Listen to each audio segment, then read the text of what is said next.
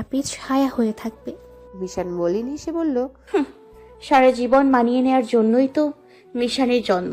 আর সুখের কথা বললি, শালা এই সুখ শব্দটাই স্বার্থপর। শুধু স্বার্থপর না, বিশ্বাসঘাতক। এই শব্দটাকে আমি ঘৃণা করি মিশান। যদি সুখ আমার মান ভাঙাতে চায়, তবে যেন তোকে আমার কাছে সারা জীবনের জন্য ফিরিয়ে দেয়। তা না হলে আমি কখনো এই শব্দটাকে নিজের জীবনে বরণ করব না। এমন করে বলো না আপি। মিশান চোখ মুছতে মুছতে রুম থেকে বেরিয়ে গেল। জীবনটাকে সহ্য হচ্ছে না কোনোভাবেই। জীবনের প্রতি অবসাদ, ক্লান্তি ভর করেছে। পরদিন ফ্লাইটে কুয়েতে ফিরে গেল। দম ধরে দিনের পর দিন গণনা করছে কবে ফিরে যাবে। ড্রিঙ্ক করা বাদ দিয়ে দেয় টোটালি, কারণ এতে রক্ত নষ্ট হয়ে যাবে। এবার দেশে গিয়ে নিশানকে ব্লাড দেয়নি, এটা ভেবে ওর ব্লাডে হয়তো অ্যালকোহল মিশে গেছে। কুয়েতে আসার পর ব্লাড চেক আপ করে ভালো মতো অ্যালকোহল এখনো পুরোপুরি মিশে যায়নি রক্তে। যদি ড্রিঙ্ক করা বাদ দেয় তাহলে ব্লাড আগের মতোই ক্লিন হবে। কিছু মেডিসিনও নেওয়া শুরু করে নিজের ব্লাড আগের মতো স্বাভাবিক করার জন্য। সময় কখনো নষ্ট ঘড়ির কাঁটার মতো থেমে থাকে, তো আবার কখনো নদীর বেগের মতো অতিক্রম করে চলে। প্রায় 6 মাস শেষের দিকে, লাস্ট মাসের লাস্ট মিশনের পরই পুরো টিমের কুয়েত থেকে বিদায় নিতে হবে। মিশন কড়া ধরে নিয়ে গণনা করেছে। এদিকে নিশান এতদিন ধরে ধৈর্য ধরে থাকতে পারলেও এখন সে ক্লান্ত হয়ে গেছে। মিশনের সাথে যতবার কথা হয় ততবারই এক কথা বলে, ওই আপি, তুমি কবে ফিরবে? আমার রোজ রোজ ভিডিও কল ভালো লাগে না। দেখো, আমি মরে গেলে তখন তোমার ঠিকই সময় হবে। আচ্ছা আপি, তুমি এটা বলো, তোমার কাছে আমি বড় নাকি তোমার জব বড়? অবশ্যই তুই, কিন্তু জবটা তো তুই নিতে বলেছিস। মানলাম এই পেশাটা আমি তোমাকে বেছে নিতে বলেছিলাম, কিন্তু তুমি তো জানো আপি, আমার সময়ের স্কেল কতটা নিচে নেমে এসেছে। কোনো একদিন দেখবে আমি আর ঘুম থেকে উঠছি না। আমি বলে দিলাম তোমায়, দেখো, মৃত্যুর আগে আমি যদি তোমায় দেখতে না পাই, তাহলে তুমিও আমাকে শেষ দেখা দেখতে পারবে না। আমার জানাজার শেষে তুমি ফ্লাইটের টিকিট পাবে। আমি বলছি আপি, তুমি জব ওটা ছেড়ে দাও, দেশে এসে অন্য একটা চাকরি নাও, যেটাতে আমি তোমার সাথে থাকবো সব সময়। তুমি তো বলেছিলে আপি, একটা সুন্দর দিনে আমার মৃত্যু হবে, কিন্তু তুমি যদি না থাকো, সে দিন বা রাত সুন্দর হবে কি করে? নিশান, বোন আমার, আর কয়টা দিনই তো বাকি। আপনি এসে পড়বে, দেখবি একটা রাতের ঘুমের ব্যবধানে এসে গেছি। প্লিজ বোন, আর একটু কষ্ট কর। 3 ঘন্টার ডিফারেন্সে কুয়েতে সন্ধ্যা 7টা বাজলেও বাংলাদেশে তখন রাত 10টা। এদিকে লাস্ট মিশনের জন্য কনফারেন্স মিটিং হচ্ছে। মিশান সেই কনফারেন্স রুমে বসে আছে। আরেক দিকে ঢাকার বাইরে নিশান একটা রাস্তা দিয়ে প্রচন্ড বেগে ছুটছে। পেছনে কতগুলো ছেলে ওকে ধাওয়া করছে। নিশানের সঙ্গী দীপ অচেতন হয়ে পড়ে আছে রাস্তায়। নিশান এভাবে ছুটতে চায়নি। দীপ ওকে বারবার রিকোয়েস্ট করেছে। দীপের কথা মতো নিশান ছুটছে, কারণ ছেলেগুলো নিশানকে মারতে এসেছে, দীপকে নয়। দীপ বাঁচানোর চেষ্টা করছিল বলেই ওর মাথায় আঘাত করা হয়েছে। দুর্বল শরীর নিয়ে দৌড়াতে দৌড়াতে যখন শরীর অসাড় হয়ে আসছে, মনে হচ্ছে না এই যাত্রায় বেঁচে যাওয়ার কোনো সম্ভাবনা আছে, তবুও ভেতরে একটা আত্মবিশ্বাস রাখার প্রচেষ্টা ছিল। বোনের জন্য হলেও নিজেকে বাঁচাতে হবে। শেষবারের মতো নিশানের সাথে কথা বলতে মন চাইলে ছুটন্ত অবস্থায় ফোন বের করে মিশানকে কল ধরে, যেন প্রত্যেকের ফোন সাইলেন্ট থাকা বাধ্যতামূলক। সেখানে মিশনের ফোন ভাইব্রেশন করছিল। একজন সিনিয়র লাস্ট মিশনের প্রজেক্ট সম্পর্কে বুঝাচ্ছে। প্রত্যেকেই মন দিয়ে শুনছে। মিশনও তাদের মাঝে একজন, গভীর মনোযোগ দিয়ে কথা শুনছে। এরকম পর্যায়ে মিশনের ফোনটা ভাইব্রেট করে। সাইলেন্ট করার জন্য সবার নজর আড়ালে পকেট থেকে ফোন বের করে রেখে নিশান কল করেছে। নিশান কখনো কল দিলে মিশন ভুলেও কল কেটে দেয় না, কিন্তু আজ বাধ্য হয়ে কলটা কেটে দিল। কল কাটার পর সাইলেন্ট করে পকেটে রাখতে যাবে, তখন আবারও ফোন আসে। এবার আর মিশন রাখতে পারলো না, উঠে দাঁড়িয়ে পড়লো। সবাই ওর দিকে তাকালো এভাবে হুট করে দাঁড়িয়ে পড়ার জন্য। সিনিয়রকে বলল, এমার্জেন্সি একটা কল এসেছে। এটা বলে পারমিশনের অপেক্ষা না করে মিশন কনফারেন্স রুম থেকে বেরিয়ে কল রিসিভ করলো। ফোন কানে নিয়ে হ্যালো বলার আগেই ওপাশ থেকে নিশাদ হাঁপাতে হাঁপাতে উত্তেজিত কণ্ঠে বলে উঠল, আপি, আপি। নিশানের এইরকম ডাক শুনে মিশানের কলিজায় কাঁপুনি উঠে যায়। নিশান, কি হয়েছে? আপি বাঁচাও, ওরা আমাকে মারলো আপি, আপি পুরোটা বলার আগে কয়েকটা বিকট আওয়াজ এলো ওপাশ থেকে। মিশান থমকে গেল। নিশান! মিশান উচ্চস্বরে কাঁদো কাঁদো কণ্ঠে নিশানকে ডাকছিল। নিশান! নিশান, কি হয়েছে? নিশান! নিশান! নিশান, কথা বল। এই নিশান! নিশান! ফোনের দিকে তাকিয়ে দেখি নিশানের কলটা কেটে গেছে। মিশান সাথে সাথে কল দিল, কিন্তু ফোন রিসিভ হচ্ছে না। অনবরত রিং হচ্ছে, তবুও রিসিভ হচ্ছে না। মিশান পাগলের মতোই চিৎকার শুরু করে দিয়েছে নিশান নিশান ডেকে। নিশানকে না পেয়ে দীপকে কল করলো, কিন্তু দীপের ফোন রিং হলেও রিসিভ না হওয়া শেষে তীব্রকে কল করলো। তীব্র কলটা নগদেই রিসিভ করে। হ্যালো, হ্যালো, হ্যালো স্যার, নিশানকে বাঁচান স্যার। ওর খুব বিপদ স্যার, প্লিজ নিশানকে বাঁচান স্যার, প্লিজ স্যার, আপনার পায়ে পড়ে আমার বোনকে বাঁচান। বিনিময়ে আপনি যা করতে বলবেন আমি তাই করব। মিশান, শান্ত হও। কি হয়েছে নিশানের? ও কোথায় আছে? আমি কিছু জানি না স্যার, নিশান কোথায় আছে। আপনি যে করেই হোক ওকে খুঁজে বের করুন, আমার বোনকে বাঁচান স্যার। ওকে আমি দেখছি, তুমি শান্ত হও। মিশান হাঁটু গেড়ে বসে অনবরত নিশান নিশান করে চিৎকার করেই যাচ্ছে। সবাই ওর চিৎকার আর্তনাদ দেখছে। ওর টিমের মেম্বাররা মিশানকে শান্ত করে জানার চেষ্টা করছে কি হয়েছে। মিশানের আর্তনাদ থামছেই না। তীব্র মিশানের কল কেটে দিয়ে নিশানের ফোনের লোকেশন ট্র্যাক করে সেখানে গিয়ে কেবলই নিশানের মৃতদেহটা মিলে। কি করে মিশানকে নিশানের মৃত্যুর খবর দেবে বুঝে উঠতে পারি না। তীব্র নিশানকে পাওয়ার পরপরই গাড়িতে তুলে নিয়ে নিকটবর্তী হসপিটালে নিয়ে যায়। গায়ে বেশ কিছু আঁচড়ের দাগ, মাথায় হয়তো আঘাত করা হয়েছে, যার জন্য অবাধ রক্তক্ষরণ হয়েছে। এরপর দেহে বেশ কয়েকটা গুলি। কি কারণে মৃত্যুর তা সম্পূর্ণ অজানা। হসপিটালে নেওয়ার পর মিশানকে মামা খবর দেয়। এরপর দীপকে খুঁজে পেয়ে ওকেও হাসপাতালে অ্যাডমিট করা হয়। নিশানের বডিটাকে ডাক্তাররা ডেড বডি বলে ঘোষণা দেয়। কেউ বুঝতে পারছিল না মিশানকে কিভাবে বলবে এই খবর। মিশান তীব্রকে ফোন দিলে তীব্র রিসিভ করে না, কারণ রিসিভ করলেই কৈফিয়ত দিতে হবে। মিশান এত বেশি কান্নাকাটি করে সিনিয়ররা অব্দি ওর কাছে এসে জিজ্ঞাসা করে কি হয়েছে। মিশান তখন শুধু একটাই উত্তর দেয়, ও দেশে ফিরবে, যেভাবেই হোক আজই দেশে ফিরবে। কিন্তু কেউ ওর কথায় সহমত হয় না। মিশান অবশেষে ডিসিশন জানায় ও জব করবে না, সরকারি প্লেনের টিকিটও লাগবে না, ও নিজেই টিকিট কিনে চলে যাবে। যদি নিশানের কিছু হয়ে যায় তবে আজীবন নিজেকে অপরাধী করে নিবে, কারণ ও দেশে থাকলে হয়তো নিশানের সাথে এত কিছু হতেই দিত না। মিশানের মামা মিশানকে কল দিয়ে জানায় নিশান অসুস্থ হয়েছে, অনেক হসপিটালে ভর্তি। মিশান কথা বলতে চাইলে জানায় নিশান কথা বলতে পারে না, আইসিইউতে আছে, কাউকে ঢুকতে দেওয়া হচ্ছে না ভেতরে। মিশানের মাথা পুরোপুরি এলোমেলো হয়ে যায় নিশানের কথা শুনে। কোনোভাবেই ওর পক্ষে থাকা সম্ভব না এখানে। সিনিয়ররা বাধা দেওয়া সত্ত্বেও কুয়েত থেকে রেজাল্ট লেটার পাঠিয়ে দেয়। মিশানের কাকুতি মিকুতি দেখে কুয়েত থেকে ওকে সেনাবাহিনীদের হেলিকপ্টারে পাঠানো হয় দেশে। এতগুলো সময় ওর কান্না এক সেকেন্ডের জন্য থামেনি। মামা জানায় নিশা সিএমএইচ এ ভর্তি। হেলিকপ্টারে সিএমএইচ এর হেলিপ্যাডে ল্যান্ড করার পর মিশান হসপিটালের ভেতর ছুটে যায়। সেখানে যাওয়ার পর নিজের চোখের সামনে নিশানের ডেড বডিটা দেখতে পায়। মিশানকে সে ধাক্কাটা নিতে পারে না। যে হারানোর ভয় এত বছর ধরে পাচ্ছিল সেটা আজ মিটে গেল একটা মৃত্যু দিয়ে। বোনকে কথা দিয়েছিল ওর মৃত্যুর সময় পাশে থাকবে। একটা সুন্দর দিনকে সাক্ষী রেখে সুন্দর মৃত্যু হবে নিশানের। ওর শেষ নিঃশ্বাসটা পাশে বসে বসে গুনবে। নিশানের সেই স্বপ্ন হলো না পূরণ, উল্টো মৃত্যুটা হয়েছে এমন একটা বাজে রাতকে সাক্ষী করে ভয়াবহ কঠিন যন্ত্রণাময় মৃত্যু, যে মৃত্যুর প্রত্যাশায় ছিল অপ্রস্তুত। মিশান ধীরে ধীরে নিশানের মুখের দিকে তাকিয়ে ওর কাছে ঘেসে ঘেসে দাঁড়ালো। আলতো করে গাল ছুঁয়ে নিশানকে ডাকতে লাগলো, নিশান, এই নিশান, বোন তুই ঘুমিয়ে আছিস তাই না? ওঠ বোন, দেখ আপি এসছে। তুই তো আমার মাথা খেয়ে ফেলেছিস। দেশে আসার জন্য একটা মাস তোর তর্স হইল না, এত যে তোর বোনকে চাকরি ছেড়েই তোর কাছে আসতে হলো। কিরে নিশান, রাগ করেছিস আসতে দেরি করেছি বলে? আমি কি করব বল, ওরা আমায় আসতেই দিল না। জানিস আমি কি করব বল, ওরা আমায় আসতে না দিলে? জানিস আমি তোর জন্য চাকরিটা ছেড়ে দিয়ে এসে পড়ে। আগে যদি মাথায় আসতো চাকরিটা ছেড়ে আসা যাবে নিশানের কাছে, তবে আমি আসতাম। আমার সত্যিই মাথায় আসেনি ব্যাপারটা। একদিন তোর জন্যই আমি এই চাকরিতে ঢুকেছিলাম, আজ তোর জন্যই ছেড়ে দিয়েছি। নিশান, এবার তুই খুশি হবি তো? যা বলেছিলি তাই করেছি, মানলাম একটু লেট হয়েছে, কিন্তু এসছি তো।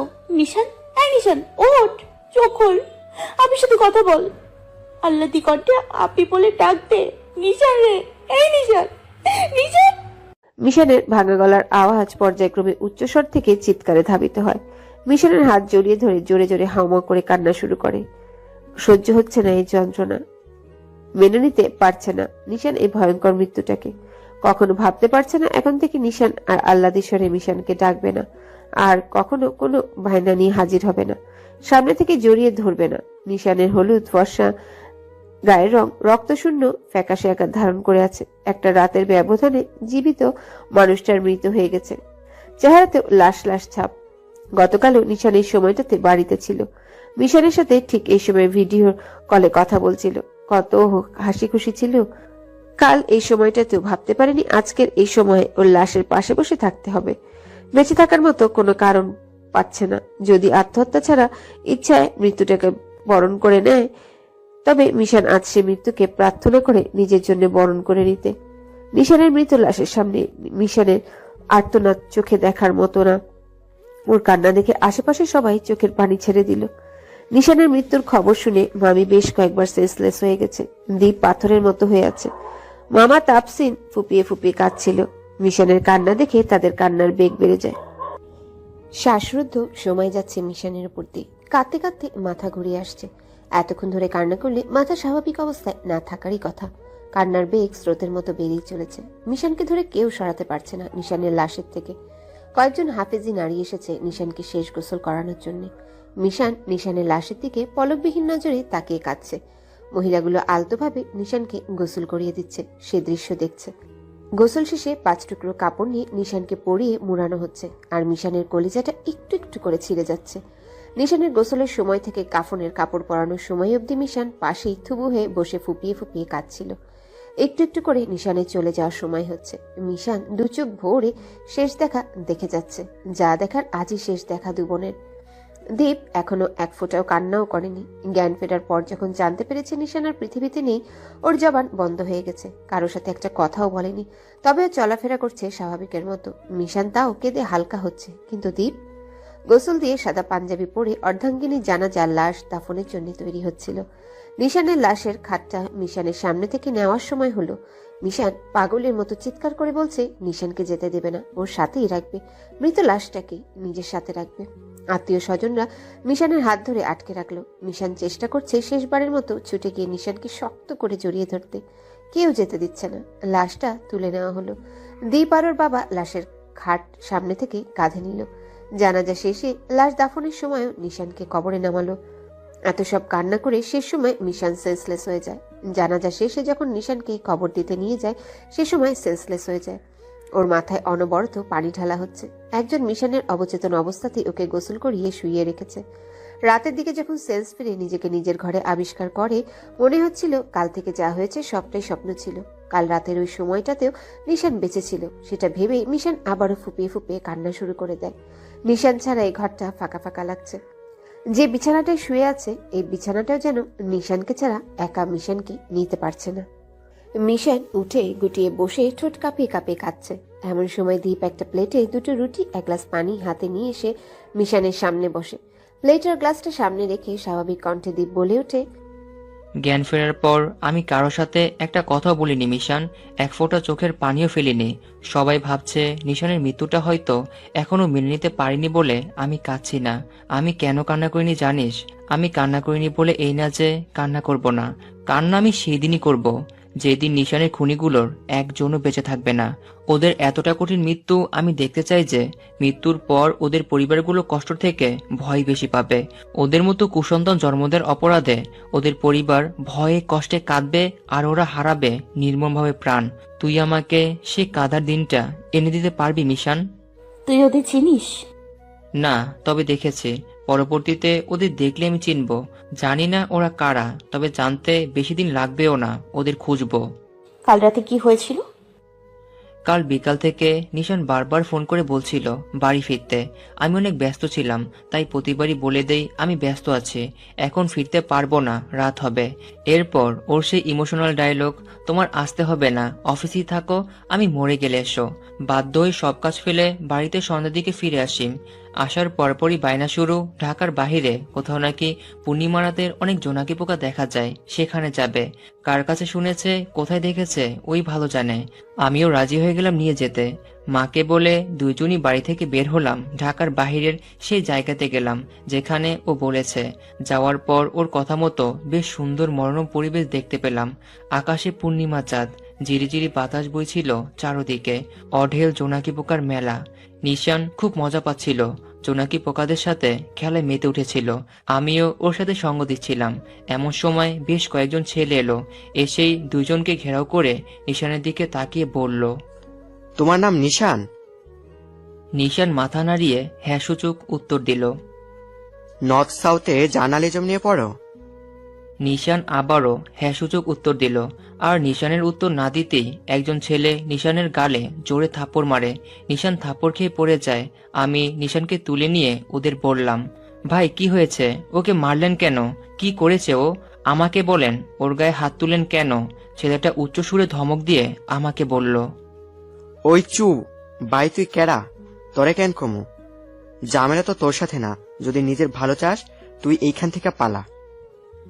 ভাই আপনি কি বলছেন? আমার বউকে ছেড়ে আমি একা এখান থেকে পালাবো? ভাই আমাকে বলেন কি নিয়ে সমস্যা হয়েছে? ওই তুই এত বেশি কথা কস কে? এটা বলেই আমার পেটে লাথি মেরে আমাকে ফেলে দেয় আর নিশানের চুলের মুঠি ধরে। আমি উঠে নিশানকে ছাড়াতে যাব, তার আগে ওরা কয়েকজন আমাকে আটকে ধরে। আমি এইদিক ওইদিকে তাকাতাকি করে লোকজন ডাকাডাকি করছিলাম, কিন্তু আশেপাশে কেউই ছিল না। আমি ওদের অনেক রিকোয়েস্টও করেছিলাম, অনেক আকুতি মিনতি করেছিলাম, ওরা কেউই শুনছিল না আমার কথা। আমার চোখের সামনে ওরা নিশানকে মলেস্ট করছিল, কিন্তু যা করেছে তার রেপের থেকে কম ছিল না। ওরা নিশানের সাথে দুর্ব্যবহার তো করছিলই, সাথে অকথ্য ভাষায় গালিও দিচ্ছিল। আর কথার ভাবে যা বুঝেছিলাম, নিশানের কাছে হয়তো ওদের কোনো পার্সোনাল ইনফরমেশন ছিল, যেটা নিশান ওই ছেলের থানাতে জমা দিয়ে রিপোর্ট করেছিল। কিন্তু ওই থানার পুলিশ নিশানের সব ডিটেলস প্লাস ওদের উপর হামলা করার অভিযোগের প্রমাণ সব দিয়ে দেয় ওদের কাছে। ওই পুলিশগুলো ওদের সাথে হাত মেলানো, আর ওই ছেলেগুলোকে নিশানের কাছে পৌঁছাতে সাহায্য করেছে ওর কোনো ক্লাসমেট। ওদের কথার ভাবে আমি এইটুকুই বুঝতে পেরেছি, এর থেকে বেশি কিছু আমি বুঝতে পারিনি। আর কিছুক্ষণের মধ্যেই ওরা নিশানকে আমার সামনে গণধর্ষণ করবে বলে মনে হচ্ছিল। আমি শরীরের সমস্ত শক্তি দিয়ে নিজেকে ওদের থেকে ছাড়িয়ে আমি ওদের হাত থেকে নিশানকে ছাড়িয়ে নিয়ে ওই জায়গা থেকে ছুটতে থাকি। ছুটার সময় নিশানকে বারবার বলছিলাম, আমার যদি আজ কিছু হয়েও যায় তুমি এখান থেকে পালাবে, নিজের সবটুকু শক্তি দিয়ে দৌড়াও। ওদের থেকে ছুটে আমাদের গাড়িতে ওঠার মতো কোনো সুযোগই ছিল না, যার জন্য দুজনই ছুটছিলাম। কিন্তু নিশান খুব একটা দৌড়াতে পারছিল না। নিশান না চাইতেও আমি ওকে কোলে তুলে নিয়ে দৌড়ানোর চেষ্টা করি, কিন্তু আমার দৌড়ও এগোচ্ছিল না। পেছনে তাকিয়ে দেখি ওরা আমাদের ধরিয়ে ফেলেছে প্রায়। এমন সময় ওরা পেছন থেকে একটা ভারী কিছু ছুঁড়ে মারে, যেটা আমার মাথা লাগার পর আমি নিতে না পেরে পড়ে যাই। নিশানের মাথাও লেগেছিল কিছুটা। আমি নিশানকে নিয়েই মাটিতে পড়ে যাই। নিশান আমাকে ধরে ওঠানোর চেষ্টা করছিল। আমি বুঝতে পারছিলাম আমি এখন আর উঠতে পারবো না, তাই বারবার নিশানকে বলছিলাম ওখান থেকে পালাতে। নিশান আমার কথা শুনছিলই না। ওকে আমি বলি, তুমি যদি এখন না পালাও ওরা আমাদের দুজনকে মেরে দেবে। একটাবার ভাবো নিশান, মিশান একা হয়ে যাবে। অন্তত ওর জন্য পালাও, তখন তুমিও বেঁচে থাকবে, আমিও বেঁচে থাকবো। এটা বলার পর নিশান উঠে দাঁড়িয়ে ছুটতে থাকে। এতক্ষণে ওরা আমাদের প্রায় ছুঁই ছুঁই। আমি কয়েক ন্যানো সেকেন্ডে সেন্সলেস হয়ে পড়ে গেলাম। তারপর আমি আর জানি না কি হয়েছে নিশানের সাথে। হসপিটালে জ্ঞান ফিরতে এসে দেখি ওর গায়ে বেশ কয়েকটা গুলি করা হয়েছে। নিশানকে ওর অনেক বাজেভাবে মেরেছে মিশান। ওদের প্রত্যেকের ভয়াবহ মৃত্যু আমি দেখতে চাই। মিশান চুপচাপ বসে দীপের কথা অনুযায়ী বোনের মৃত্যুর দৃশ্য কল্পনায় ঢুকে গেল। চোখ থেকে নিশ্চুপ জল গড়িয়ে পড়ছে। এটা নিশানের মৃত্যুর জন্য গড়িয়ে পড়া জল না, এটা নিশানের খুনিদের উপর ক্ষোভের জল। দীপ এক টুকরো রুটি মিশানের মুখের সামনে ধরলো। মিশান মাথা নাড়িয়ে খাবে না জানালো। দীপ বলল, না খেয়ে মরতে চাস? না খেয়ে কেউ মরে না মিশান। দুর্বল হয়ে যাবে, অসুস্থ হয়ে যাবে, এর বেশি কিছুই না। দুর্বল হওয়া যাবে না মিশান, যেভাবে হোক সুস্থ থাকতে হবে তোকে। ওই খুনিগুলোকে খুঁজে বের করে ওদের শাস্তি দিতে হবে। মিশান তুই কথা দে আমাকে, নিশানের খুনিদেরকে তুই অনেক কঠিন মৃত্যু দিবি, আমার কান্নাদিন এনে দিবি তুই। তুই আমাকে এটা কথা দে, এই কাজে আমার পাশে থাকবি। পাশে না দীপ, আমি সামনে থাকবো, তুই পেছনে। একজনকে খুঁজে বের করতে পারলে বাকিদেরও অনায়াসে পেয়ে যাব। তুই চোখ কান খোলা রেখে দেখ ওদের পাওয়া যায় কিনা। অবশ্যই। আমাকে এখন একটু থাকতে দে। আগে খাবারটা খা। না, আর খাবো না। আর মাত্র 2 টুকরো মিশান। না চাইতেও মিশানকে একটা রুটির অর্ধেক অংশ জোর করে খাইয়ে দিয়ে এক গ্লাস পানি খাইয়ে বেরিয়ে চলে যায়। মিশান চুপচাপ ঘরটা মাথা ঘুরিয়ে ঘুরিয়ে দেখছে। মিশানের স্মৃতিগুলো খুব করে আঁকড়ে ধরছে। মাথার যন্ত্রণা উঠে গেছে, নিতে পারছে না কোনোভাবেই।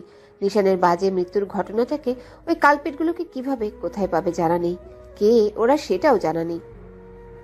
নিশানের স্মৃতি নিয়ে ঘরে বন্দী হয়ে রইল বেশ কিছুদিন। ওদিকে মিশান যে রিজাইন লেটার দিয়েছিল সেটা একসেপ্ট করার আগে মিশানের সার্বিক দিক বিবেচনা করে পুনরায় জয়েন করতে বলে। কিন্তু মিশান কোনোভাবেই এই সেনাবাহিনীতে ব্যাক করবে না, কারণ এই চাকরির পিছনে সময় দিতে গিয়ে বোনের শেষ সময়ে পাশে থাকতে পারেনি। তো বোনের সাথে থাকতে পারেনি বলেই আজ ওর এমন ভয়াবহ মৃত্যুর সম্মুখীন হতে হয়েছে। নিশানকে কথা দিয়ে কথা রাখতে পারেনি মিশান। সব মিলিয়ে নিজেকে বড্ড অপরাধী মনে হতে থাকে। ঘরের কোণে বসে রুদ্ধশ্বাস সময় কাটায় গুমড়ে গুমড়ে কেঁদে। বেশ কয়েকদিন পর তীব্র মিশানকে দেখা করতে বলে। মিশানকে নিয়ে সেই জায়গাটাতে যায় যেখানে নিশানের মৃতদেহটা পায়। সেদিন নিশানকে গুলি করার পর ওর হাত থেকে ওর মোবাইলটা ছিটকে দূরে পড়ে যায়। তীব্র নিশানকে তুলে নেওয়ার সময় ওর মোবাইলটা পায়ের নিচে দেখতে পেয়ে নিশানকে গাড়িতে উঠে মোবাইল তুলে নেয়। এখন মোবাইলটা মিশানকে ফেরত দেয়। সেদিন নিশানের পোস্টমর্টেম করতে চাচ্ছিল না, আমি বারণ করি। পুলিশ কেস লিখতে বলে, আমি সেটাও করিনি, উল্টো বারণ করে দিয়েছি যেন কোনো থানা পুলিশ তো দূর, এটা যেন কোনোভাবে জানাজানি না হয়। থানা পুলিশ হলেই মিডিয়া জেনে যাবে, আর মিডিয়া জানা মানে পুরো দুনিয়া জেনে যাবে। মিশান নির্লিপ্ত ভঙ্গিতে প্রশ্ন করলো, জানলে কি না জানলে কি স্যার? তুমি কি চাও না নিশানের খুনি যারা তাদের শাস্তি হোক? নিচু স্বরে উত্তর দিল, চাইবো না কেন, অবশ্যই চাই। কিন্তু ওরা কারা আমি জানি না, কেন মেরেছে তাও জানি না, কোথায় পাবো তাও জানি না। জানাজানিও হলেই তো ভালো হতো, ওদের খুঁজে পেতে সাহায্য হতো। খুঁজে হয়তো পেতে, থানা পুলিশ হলে হয়তো ওদের যাবজ্জীবন জেল হতো, কিন্তু ওরা শাস্তি পেত না। মিশান জিজ্ঞাসু দৃষ্টিতে তীব্রর দিকে তাকায়। আইনের কথা মাথায় রেখো না, আমার সাইড থেকে যতটুকু সাহায্য প্রয়োজন আমি করব, তুমি তোমার মতো কাজ চালিয়ে যাও। প্রশ্ন দাঁড়ালে উত্তর আমি দেবো। নিশানের সাথে করা অন্যায় হিসাব তোমাকে চোকাতে হবে মিশান, কাউকে ছেড়ো না। কিন্তু কিভাবে কি করব স্যার, আমার মাথায় কিচ্ছু আসছে না। আপাতত কিছু করতে হবে না, কিছুদিন নিজেকে ও নিজের মস্তিষ্ককে স্বাভাবিক অবস্থায় আনো। মিশান মলিন দৃষ্টিতে তীব্রর দিকে তাকিয়ে রইল। তীব্র মিশানের চেয়ে থাকা দেখে বলে উঠল, ভেবো না তুমি আমার বউ বলেই কথা বলছি, আমার নিজেরও একটা বোন আছে, নিশানও আমার বোনের মতো। স্যার, দীপ তো ওই ছেলেগুলোকে দেখেছে। যদি দীপের কথা মতো পেন্সিল কেচ করে চেহারাটা বের করা যায়, আপনাদের ডিপার্টমেন্টে তো এরকম ভালো আর্টিস্ট আছেই। মিশন, এটা সিনেমা নয়, বাস্তব। আর্টিস্ট দিয়ে ছবি করে দিলেও হুবহু সেরকম হয় না, আর হলো বাস্তবের সাথে স্কেচটা মেলানোও খুব সহজ না, কারণ ওই চেহারাগুলো তোমার গোপনে খুঁজতে হবে। চাইলেই ছবিগুলো পাবলিকের সামনে পাবলিশ করতে পারবে না। ধরো দ্বীপের কথা মতো স্কেচ করে নিলাম, সেটা মিলেও গেল, তাকে খোঁজার জন্য এক্সপোজড করা হয়েছে, ক্রিমিনাল পেয়েও গেলে, তারপর ওকে মারার পর সবাই ওর মৃত্যুর জন্য কাকে ধরবে আগে? অবশ্যই তোমাকে। তীব্র থেমে গেল, কিছুক্ষণ থেমে থেকে বলল, মাথা ঠান্ডা রাখো মিশন, একটু সময় নাও, ব্রেনের জন্য আমি যা বলি করো। মিশান মাথা নাড়িয়ে উত্তর দিল। Okay sir. বেশ কয়েকদিন যেতে থাকে, মিশনের মস্তিষ্ক ধসে যেতে থাকে। আগে থেকেই তো নির্লিপ্ত, এখন যেন একদম নেতিয়ে পড়েছে। কারোর সাথে কথা বলে না, একা একা যখন তখন ছন্নছাড়া হয়ে ঘুরে। মানুষজন একদমই দেখতে পারে না, অন্ধকারে নিজেকে বন্দি করে দেয়। মিশনের মস্তিষ্ক কাজ করা বন্ধ করে দিয়েছে, নিজেরও জানা নেই কিভাবে কি করবে। মিশনের মতো দ্বীপেরও একই অবস্থা, যদি একটাবার কোনোভাবে খুঁজে পেত ওদের একজনকে, তবে সব কটাকে পেয়ে যেত। বিষণ্ণময় বহু রাত পেরিয়ে যায় মিশনের জীবনে। অনেকদিন চলে যাওয়ার পর তীব্র মিশনকে কল করে জানায় নিশানের ফোনটা ভালো মতো চেক করেছিল কিনা। মিশন না বলে। এরপর নিশানের ফোন ঘেটে দেখতে বলে কিছু পাওয়া যায় কিনা। তীব্রর কথা মতো মিশনের মাথায় বুদ্ধি আসে। নিশানের ফোনটা ভালো মতো পর্যবেক্ষণ করে দেখে, কিন্তু কোথাও কোনো কিছুই মেলে না। হতাশ হয়ে